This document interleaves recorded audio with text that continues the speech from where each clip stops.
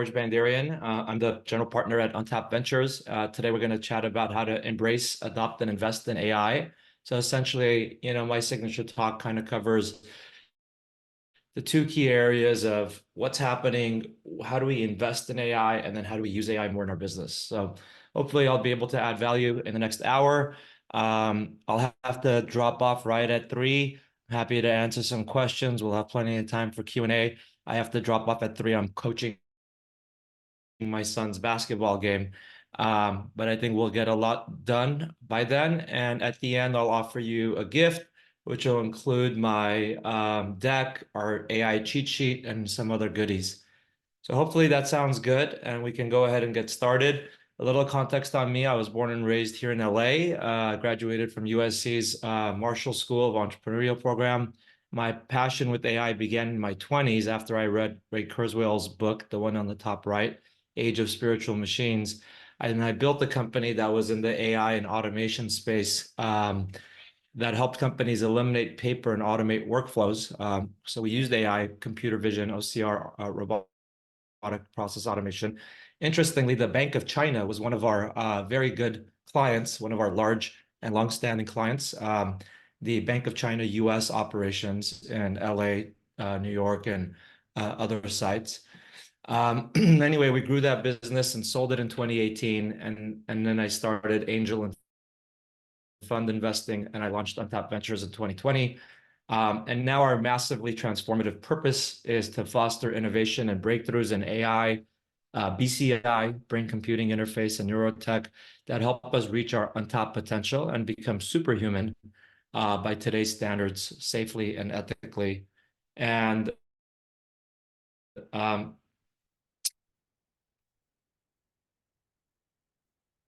yeah, so I run a VC fund that invests in early stage AI startups. One of our moonshots is to invest $1 billion over the next decade into the leading AI founders that help uplift humanity.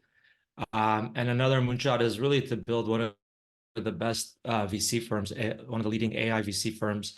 And as an AI VC expert, keynote speaker, thought leader, we regularly follow, test, and use different AI tools that are coming out as part of keeping up with the landscape and investing in the top startups. So that's what I usually get asked to talk about is, again, what's happening in AI, what's happening on the investment, and what's happening on the tools, and how do we use this? So if that sets the table nicely for a little bit about who I am and kind of what we do at Untapped Ventures, now let's talk about the meat of the content, and let's look at what's happening in AI and why AI is so important. And by the way, feel free to drop any questions you guys have as we go through in the chat. So when I get to the Q&A, I could answer them. Also, it gives me a sense of if I'm needing to slow down or clarify anything, I could also do that as we go. So AI has been really unique. If we look at the pace of adoption, if you just look at mankind's all-time technology innovations that reached 100 million global monthly active users, whereas most apps took 3 to 6 years, ChatGPT did it in only 2 months, as you could see. As a matter of fact, OpenAI hit $1 billion in revenue within 1 year of launching ChatGPT, and then a few months later hit $2 billion of a run rate. No one has built the company and scaled it that fast. And it's not just OpenAI. I mean, if we look at Stable Diffusion here, if you look at the other open source infrastructure technologies, community building efforts as a proxy for growth, it took Bitcoin, Ethereum, Cockroach, Kafka, Spark, it took all of them around 7 years to accomplish what Stability AI did in just a few months. Again, not often you see a chart with the line going straight up like this. So you have to pay attention. And one person that's paying attention, or one area that's paying attention, is Wall Street, right? There's a lot of money in this. And NVIDIA, the chip maker, has become an AI superpower the last few years, capturing all the headlines. On February 22nd, on the left, they had a single day $277 billion gain, the largest ever one-day gain, $277 billion gain in market value. But it's not just NVIDIA, who's massively profiting from AI. In 2023, the Magnificent Seven all outperformed the S&P, and I consider 6 of the 7 AI companies. And Apple is the one that's kind of sleeping at the wheel a little bit, but they're expected to make some big announcements at its Worldwide Developer Conference in June. And the reason this is all happening, you might ask, why is this all happening now? Like, what happened? AI has been around for a while. And the reason that we have this perfect storm right now is because 3 major things are happening at the same time. So you have 70 years, it took 70 years of the compute to build, right? Moore's law compounding on itself, where we have now the ability to process exaflops of data, EXA flops. It's a very big number. 2 decades of mobile and cloud computing that gave every human a supercomputer in the palm of their hands. You have large-scale data sets. We have 4 decades of the internet now, accelerated by COVID when we were at home, and trillions of tokens worth of training data on the internet. And of course, this new technology, this new generative AI technology with GPTs and LLMs. So basically, the LLMs couldn't have happened without having the data and the compute. And so that's why this is so big right now. So if you look at the venture, hopefully I have your attention by now and things are maybe making a little more sense, because I think a lot of people come into AI a little scared and skeptical. Other people just don't understand it. It's like, it looks exciting. I play with ChatGPT, but what's really happening here? And how do I take advantage of this, right? And that's what I'm trying to answer for you. So let's dive a little deeper and go into the venture landscape. So that's where I play in the VC world all day long. And AI is obviously the darling of VC, right? Last year, 1 in every $4 in US VC went to AI. And this year so far in Q1, as global venture funding grew 11% quarter over quarter to 58 billion on the left, the AI captured about 20% of that. So far in Q1, AI has captured 1 in every $5, essentially. And it's no surprise then that AI is creating the most unicorns recently, with 26 unicorns in just the last year or so, leading the way. And it's no surprise that, giving all the momentum, the top investors, the top Silicon Valley brand names, Andreessen Horowitz, Sequoia, Bessemer, and others continue to pour capital into the space. There's just so much ripe innovation that's happening. So where is this going, you ask, right? Okay, so it's hot right now, but where is this going? So I think it's really important to pause and really take in the fact that this is a platform shift that's happening, that's fundamentally going to change every consumer and business experience in the coming decade, just like how the platforms before it did the same, right? So if you think about servers, PCs, smartphones, mobile apps, cloud computing, social media, how different was your life and your business before and after these platform shifts? Each decade was defined by a platform, and this next decade will be defined by AI. Some people make the mistake, and please don't do this. This is one thing that I emphasize in my presentations, is don't confuse it with the other technologies that didn't live up to their full potential. There's specific and concrete reasons why these technologies did not, and likely will not, in most of their cases, reach full mass adoption, right?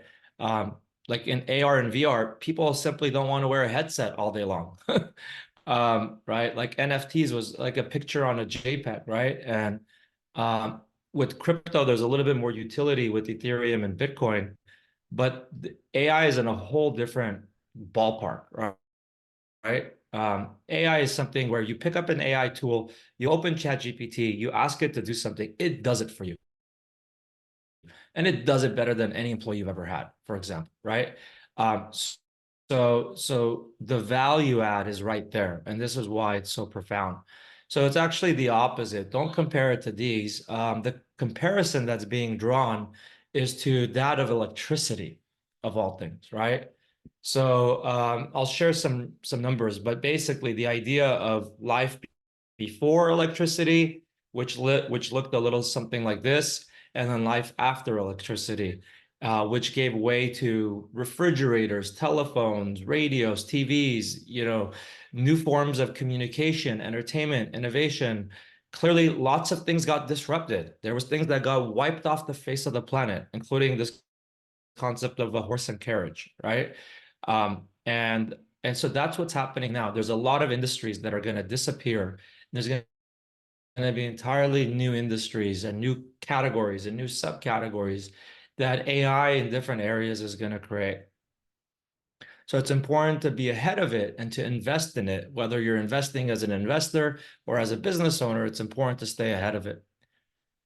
So here is Goldman Sachs, right? Goldman Sachs says that if we read the quote on the left, innovations in electricity and personal computers unleashed investment booms as much as 2% of US GDP as the technologies were adopted to the broader economy.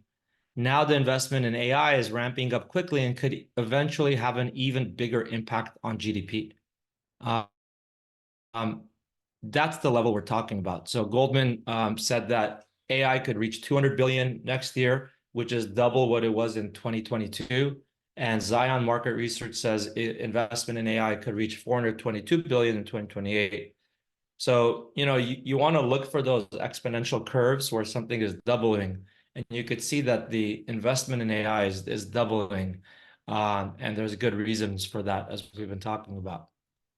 So let's pretend you're convinced. You're like, wow, George, that was amazing. We started late, but in 15 minutes, you laid out a really clear case of what's happening. I want to invest. How do I get started investing? So the first thing to know, my first advice is just make sure that as you're being pitched a startup, that it's really an AI startup, right? Because there's two kinds of companies. There's companies that are using AI and companies that are built on AI or building on AI or native AI. A lot of companies are now marketing themselves as AI when they're fundamentally not. So you'll see them in the decks using AI-enabled, AI-powered, all the Web3 and blockchain and SaaS startups that couldn't raise money, have changed from a dot ETH to a dot AI, a dot IO to dot AI. So the first thing is you want to make sure that this is a legit AI company and they're tackling significant pain points, that they have deep technical and AI expertise, they have AI engineers, and they really understand AI. So that's just basic step one, right? Step two is look at the 4 layers of value creation in AI. So there's the applications layer, there's the infrastructure layer, which is the tooling for AI. There's the models layer, like ChatGPT and Gemini. And then there's the compute, which is the hardware and the chips.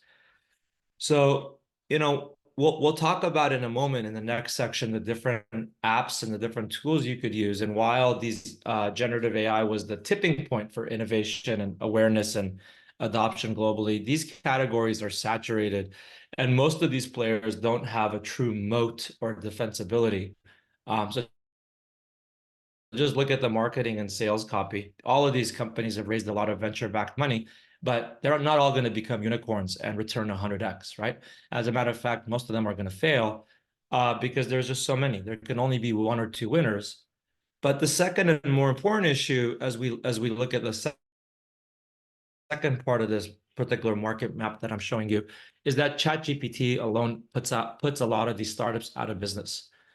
Because a lot of them are ChatGPT wrappers, right? They're built on top of ChatGPT. And it's just like what we saw with WeChat or Facebook, when somebody develops something that's so good, the mothership just creates that same feature and then puts that company out of business. So as a result of that, while we study the apps and we make some investments, and I'm seen as an expert in the app space, and I love the apps, we're very cautious and we don't invest that much in the application layer. Instead, we really focus on the other 3 layers, the infra, the models, and the compute, which think of those as the picks and shovels and Levi jeans in the gold rush analogy, right? So we think there's a lot of opportunity there. So for example, in the models layer, we look for vertical models. So as an example, one of our investments was in Science.io.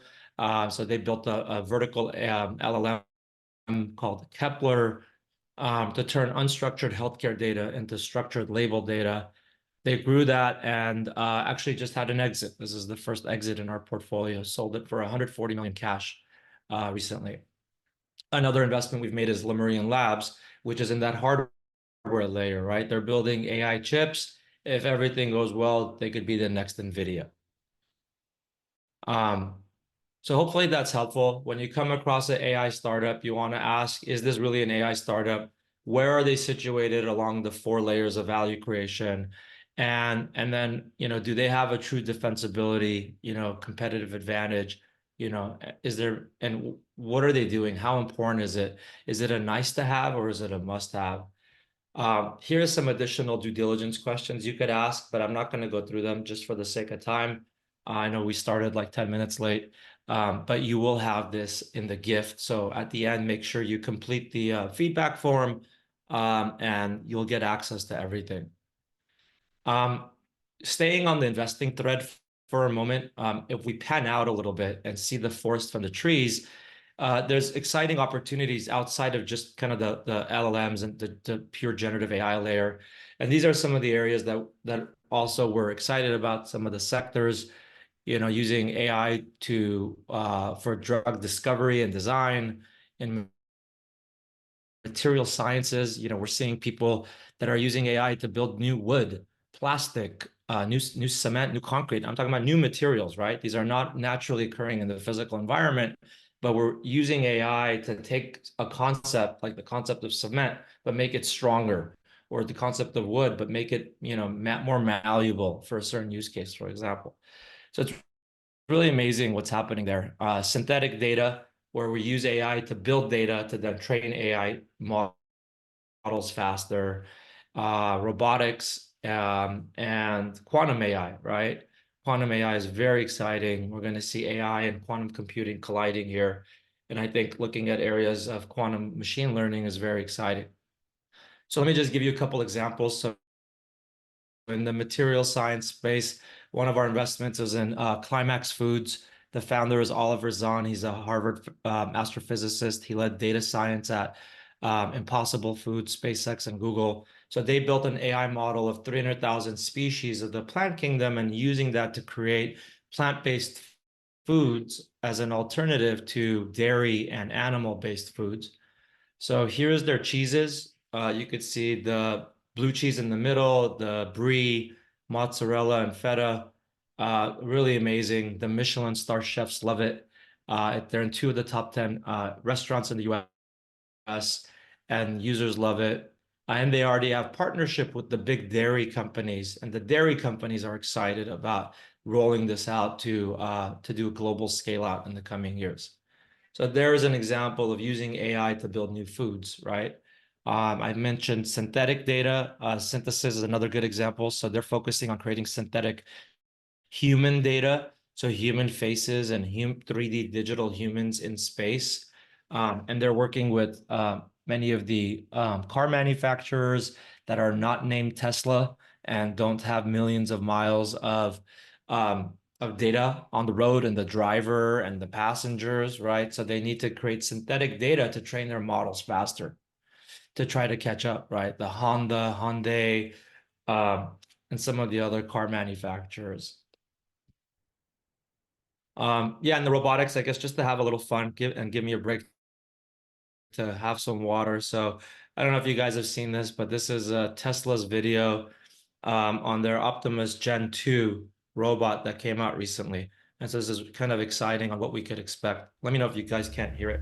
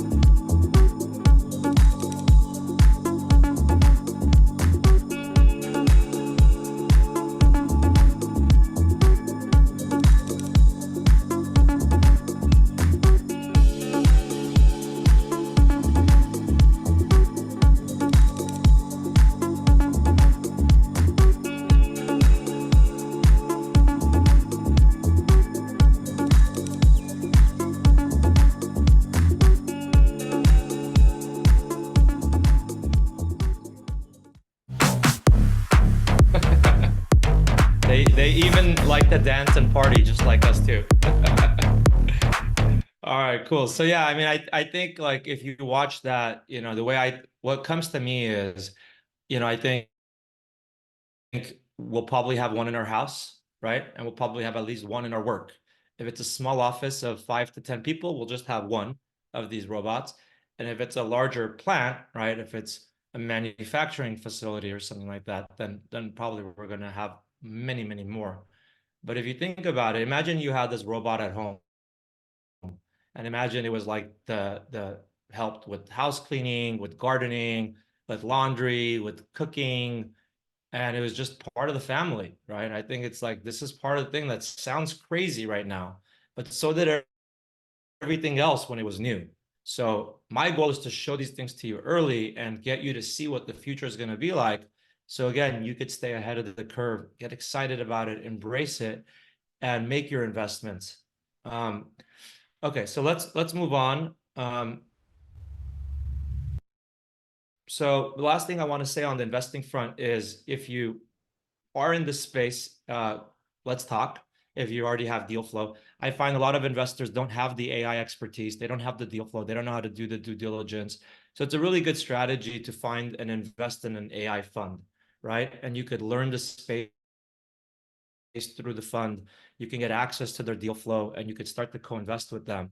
And this is certainly available with our fund if that's something that you're interested in. Here's the pictures of our over 50 happy investors and the communities they're part of. Actually, we were invited here today by Joy Tan. I think she's somewhere here. I think she's here on the bottom right. So thank you, Joy. I know you're online. I appreciate you recommending us to come chat with the We Shine group. Joy is an investor and a venture partner with the fund. But yeah, so we have a lot of fun. We have a unique community. So kind of like We Shine, but we have our monthly meetups. Actually, our next meetup is on Wednesday.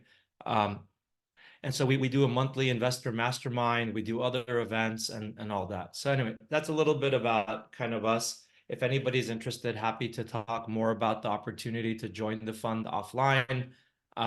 We are nearing the end of the fund one. So we're having a final close on June 28th. So in about 2.5 months. So if anyone's interested, please let me know. But let's move on to the next section, which is the how to use AI. And so, I find that people are equally interested in both. I'll present to a room of 100 people, and half the people care more about investing right now, half the people care more about using it in their business, and maybe half the or one third of the people care about both, right? So the reason that AI's impact and OpenAI's user and revenue growth is so profound is because you can use AI to simultaneously increase your revenues while reducing your expenses, resulting in a massive improvement in your profitability or your EBITDA. So here's some high-level use cases, right, that you could look at. But in the Q&A, we could talk about your use cases. You could drop them in the chat or and happy to answer direct questions. But corporate America is adopting AI in record numbers, as you could see here. 73% of firms with over 10 billion in revenue already reported implemented generative AI solutions.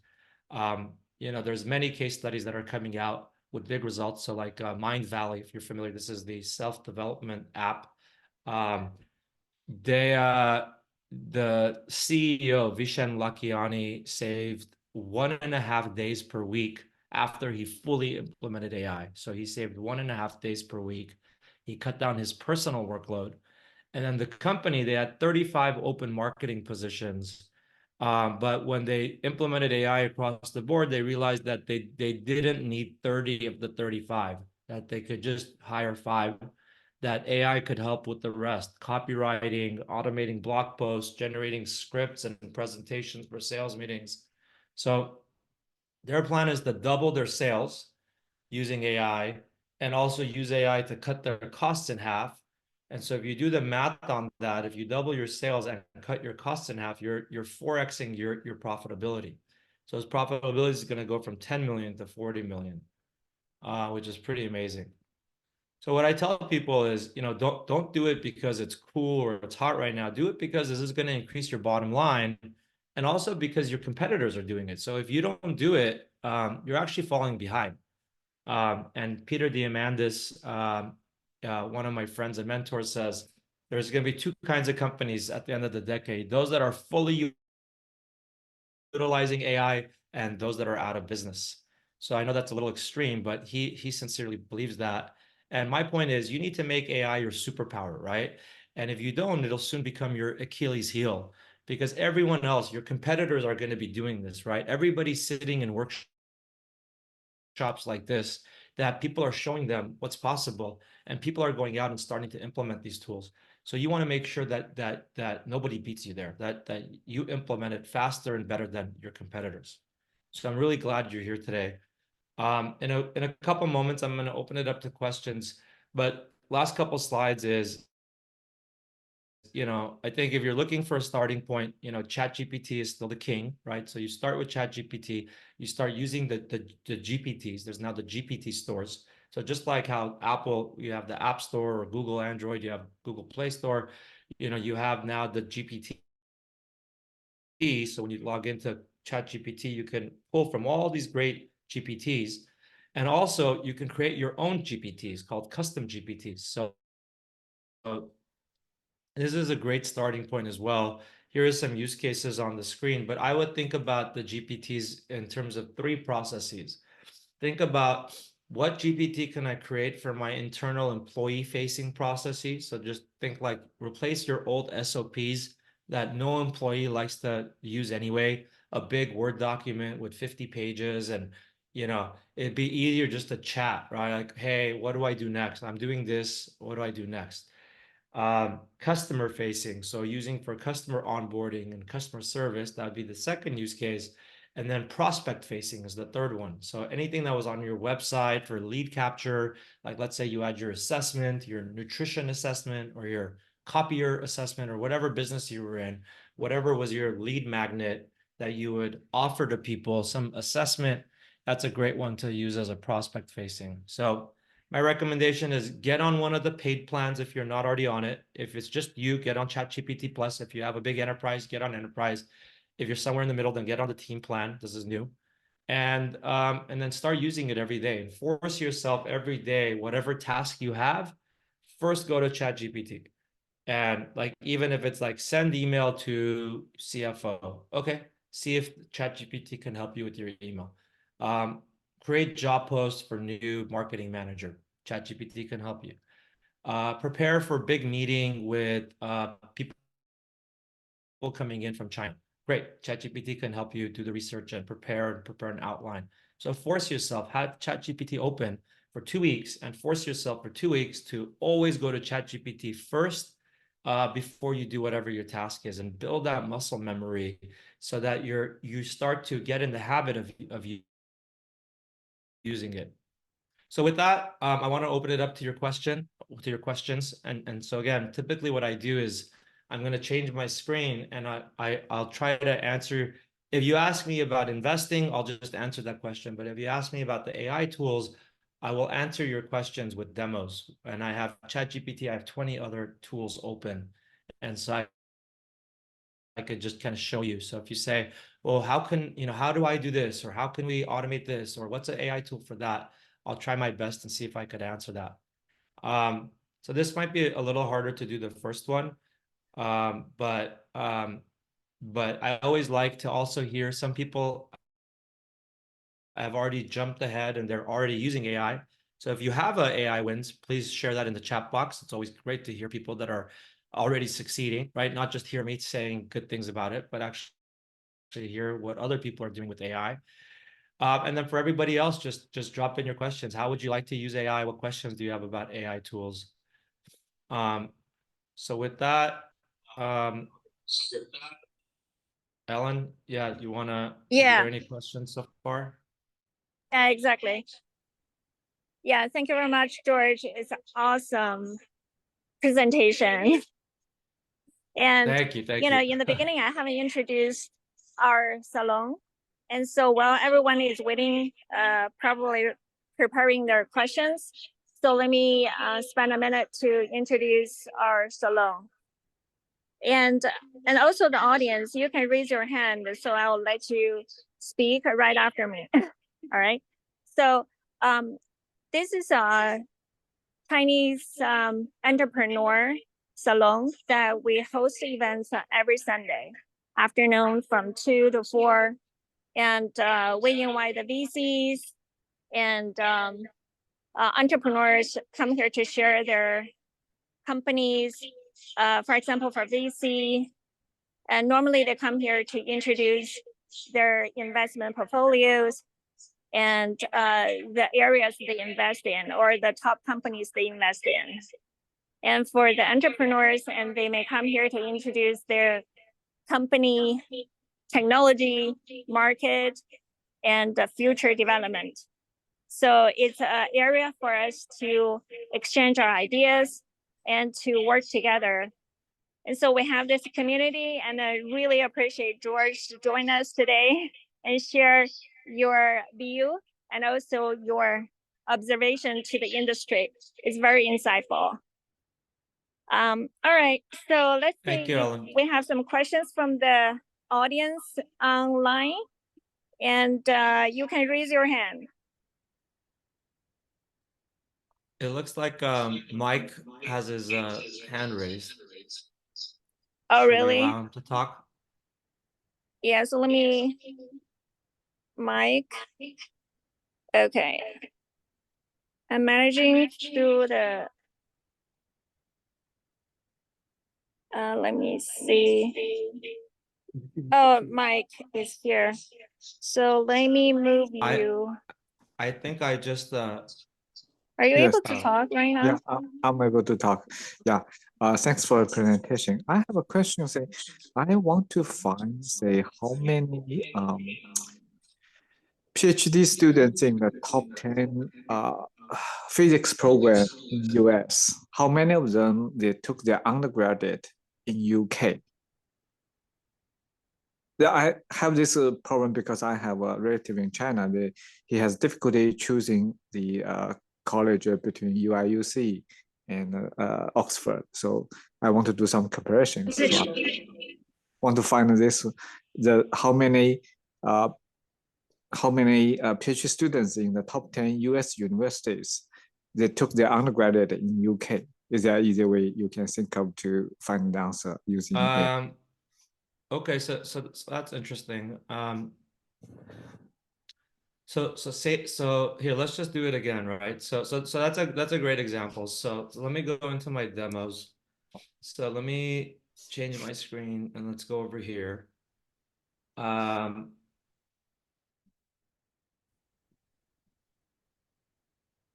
Actually, I think I shared the wrong screen.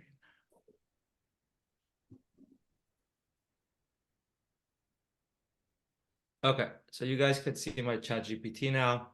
So so ChatGPT is great as general purpose, but if you're doing more technical research, and when I say technical, I don't mean about technology, I mean where accuracy is important, you want to avoid hallucinations. I recommend U.com. U.com is one of the leading LLMs, and this is an investment that we're currently making. And so, and U.com has a few different modes, which I like. You have Smart, Genius, Research, and Create. So let's go to research mode. And so tell me again, what's your question? How many PhD students in US top 10 physics program they took their undergraduate in UK?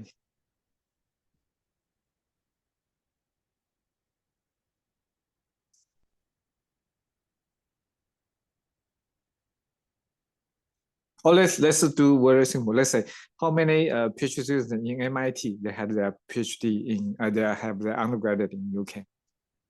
Physics major. Well, I don't know if it's gonna know like that, but those information are actually available because most of the the university, they have their links on those on their pages for, okay, these labs, they have this university students listed that where the undergraduate from, what's their research interest, Okay. things like that. All right. But so you could see now it's searching multiple different databases, multiple different websites, I should say. So if we read it, it says there isn't a lot of data. However, we can infer from the available information that they come from a variety of international backgrounds with a significant portion of non-US citizens, students from Asia, particularly China, are the majority among international students in US physics. That wasn't your question, but that's interesting. While this does not directly answer the question, it suggests that the UK is not the primary source of international students in US physics PhD programs.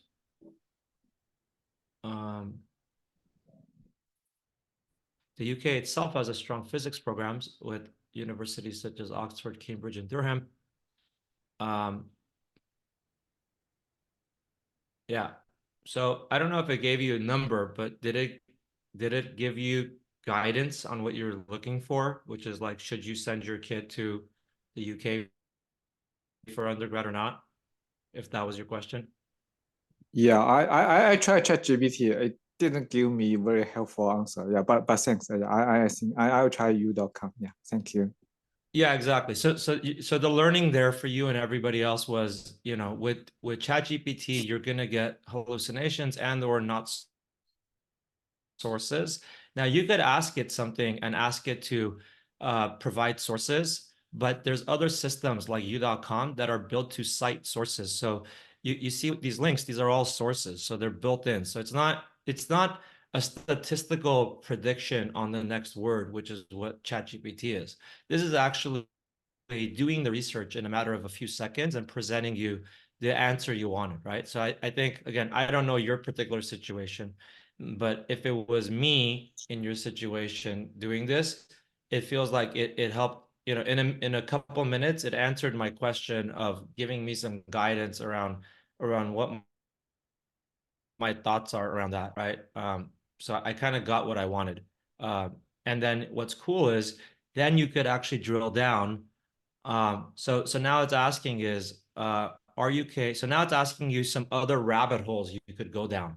So, right, do UK undergrads excel in US programs? So it's proposing some questions of where you could go, or you could just do your own follow-up, right? Like, and you could clarify. I don't want to take a lot of time on this, but you know, you could clarify what you were trying to do.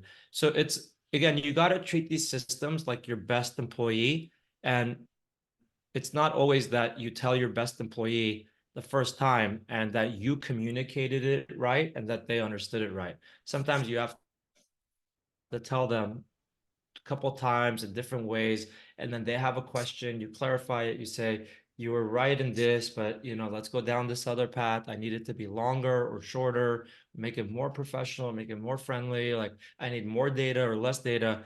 So don't just ask once and then leave it. You want to have a full conversation with it, and you'll always get to your right answer. All right, thank you, Mike. What other questions do we have? Yeah, I have questions from the audience live here.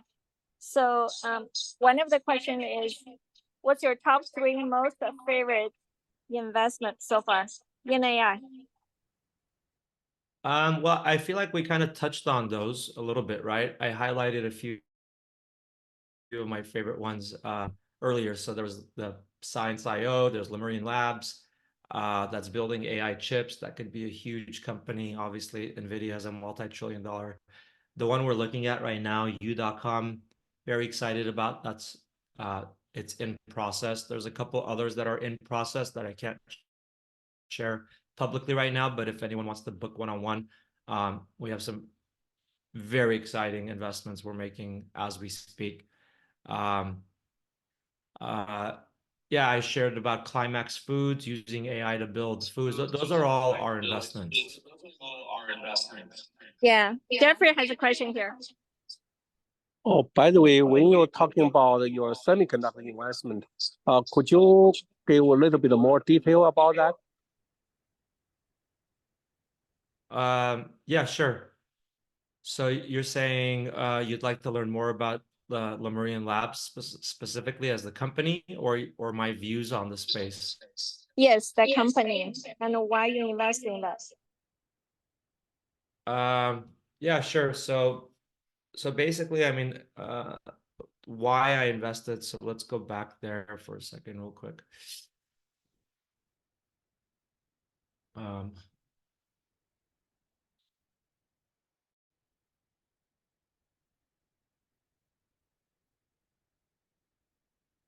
And Ellen, as I begin to answer this, are we still yeah, so we're looking stop at 3. So okay, never mind.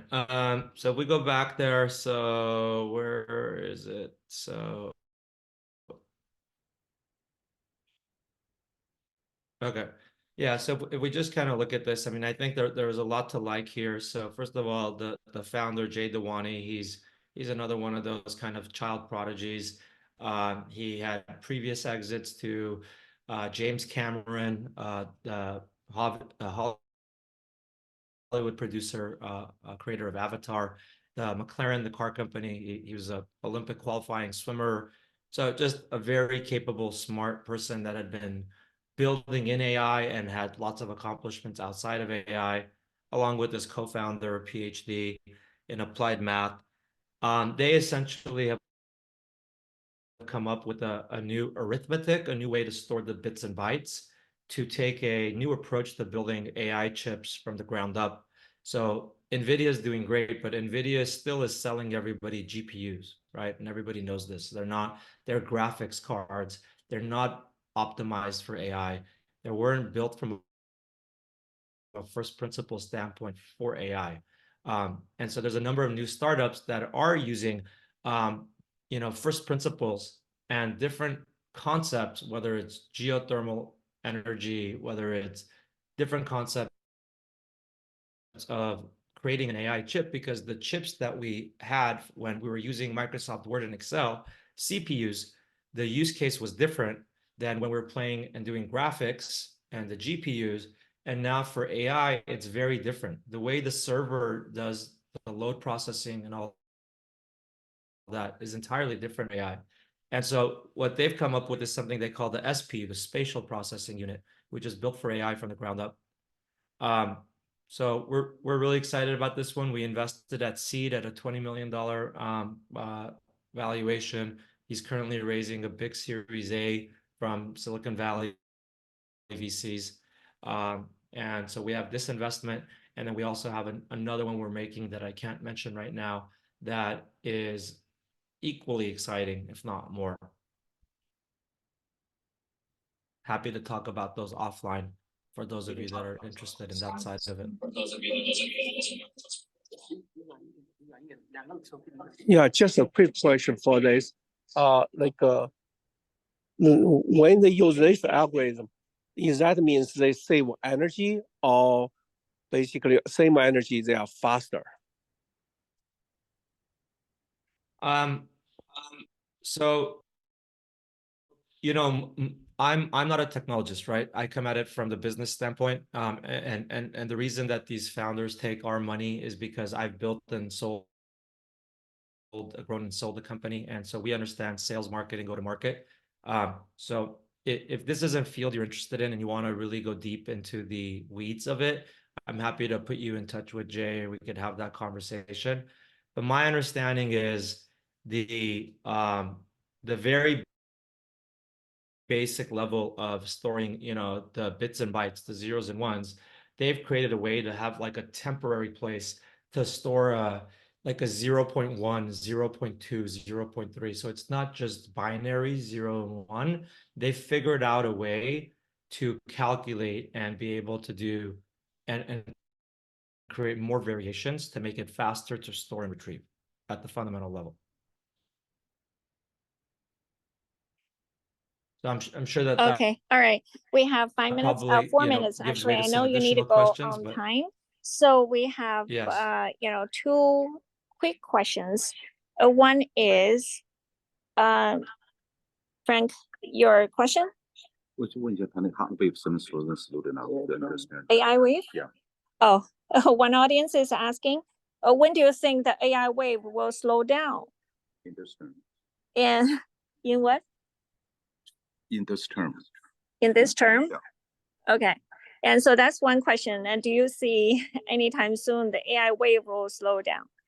The second question I have is, how do you sort your AI projects to invest in? Because we may have a lot of startup founders and they have projects and they're looking for funding. And can we contact you? Thank you. Yeah, so thank you, Ellen. That's a great question, and I'll take both of them. But let me start with the second first, because I could put something up on the screen as I then answer the other one. So let me see. Let's jump here to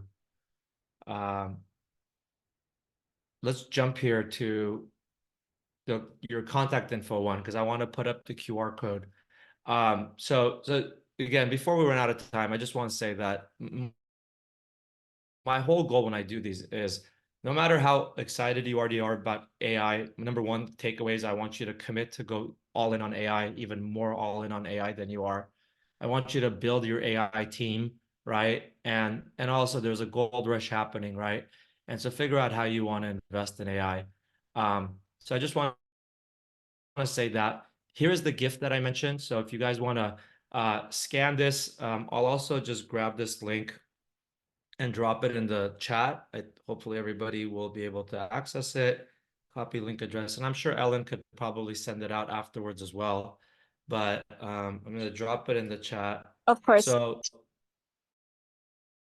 yeah, so if you scan that QR code or click the link, it'll be like a feedback form on my presentation. It'll ask you some questions on if you want to learn more about anything. And if you are interested in investing or talking one-on-one, getting to know each other, you could just book a call at that time. It'll give you my Calendly. So that's the second question.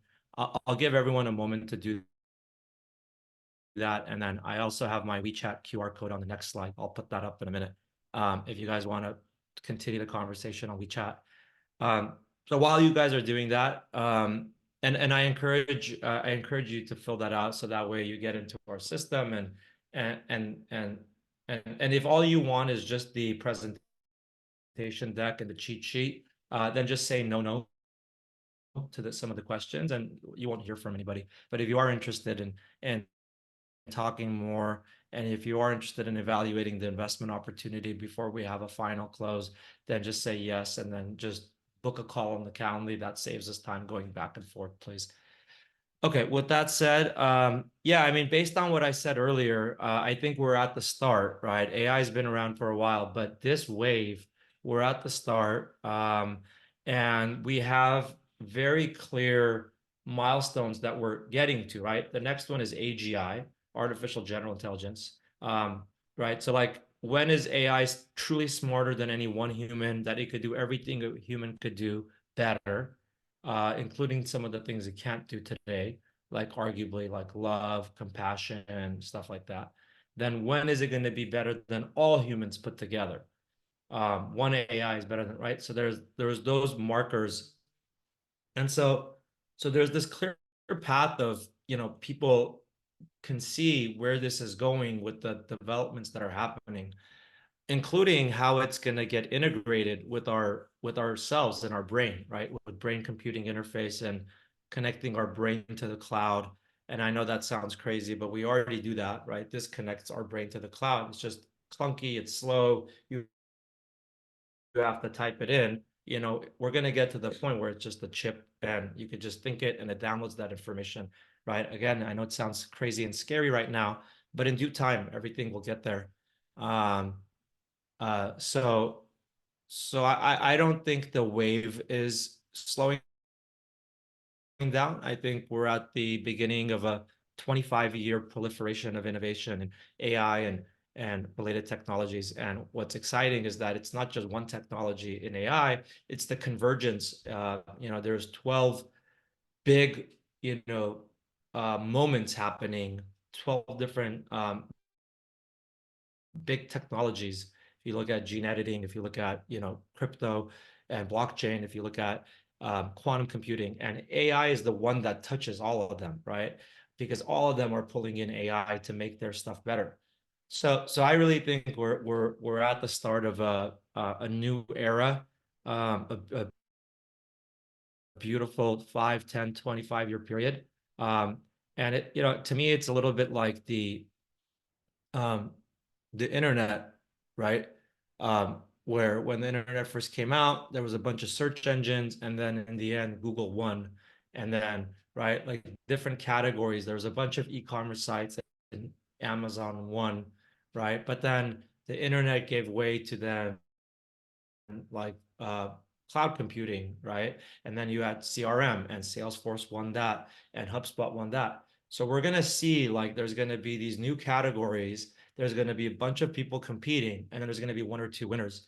So that's the way I think about it, and that's the way I would have you think about it: is what are the new categories that are coming?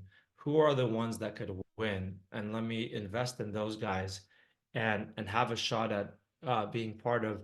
There's going to be 50 to 100 new generation companies like Facebook, Google, and stuff that are going to be built over the next 10 years. We already have one in OpenAI, and there's going to be a bunch of other ones in different areas. So it's just a matter of identifying those, and that's what we try to do. That's our full-time job, right? Thank you. So thank you for that question. Yeah, the other so hopefully if you're interested in our like the gift, you scan the QR code or you click the link in the chat. Here's the rest of my contact info, including my WeChat, if you want to scan that and or capture that information. Is there any other pressing questions or anything else you'd like me to cover, Ellen? No, I think this is great opportunity, and I'm pretty sure that we will have a lot of cooperation opportunities in the future, because AI in Chinese community is also very, very hot. As you know, we have a lot of entrepreneurs. They're starting companies, and we also have a lot of Chinese background VCs, and then looking for opportunities. Same as you, I think that we would like to have cooperation in the future, maybe invest in some of the companies together. Yeah, I'd love to do that. If you wanted to do a follow-up where it was like a group pitch, I've done that with different investor groups. Like if there's Okay. a handful of you that are interested and you want to just do a meeting where it's only about the fund. So, there's 10 or 20 people that want to invest, and you guys can make that decision together versus me having 20 different meetings. And Sure. I'm happy to do that. But yeah, happy to collaborate, happy to invest in your startups that you guys come across that meet our thesis, collaborate with the other VCs and investors. And I think one thing that I got feedback on last week as I met with a Chinese investor was that there's some blockers given I mean the US-China relations and all that. So there might be people that want to invest in AI, but it's difficult, and some startups may not be able to have those investors on their cap table. So this might be a good way also for maybe some members of your community to be part of it as well. I'm not sure exactly what the scope and extent of that is, but that's feedback I got, was that this presents a unique opportunity for some people that can't otherwise get in, or whatever the case is. So happy to explore all those collaboration opportunities. Unfortunately, I couldn't really see you guys, but I felt you in spirit and in energy, and I thank you for having me. I hope you have a great rest of your meeting. I know there's another speaker after me. I had a great time being here and sharing with you guys, and happy to chat with anybody offline. Thank you so much. Yeah. All right. Thank